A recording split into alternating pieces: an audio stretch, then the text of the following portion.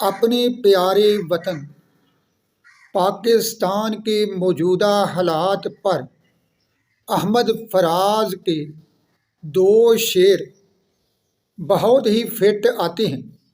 پہلا شعر تو خاص وطن کے حوالے سے ہے اور آج کے موجودہ حالات پر پوری طرح اترتا ہے، اور دوسرا انسانی رویوں کے بارے ہے کہ انسان اندر سے کیسا ہے، اس کا ظاہر اور باطن جو ہے اس میں کتنا فرق ہے۔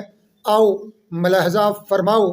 احمد فراز کہتے ہیں، میں نے چمن کو دیکھا ہے بہاروں میں جلتے ہوئے، ہے کوئی خوابوں کی تعبیر بتانے والا۔ تم تکلف کو بھی اخلاص سمجھتے ہو، فراز دوست ہوتا نہیں ہر ہاتھ ملانے والا۔ پسند آئے تو لائک ضرور کرنا۔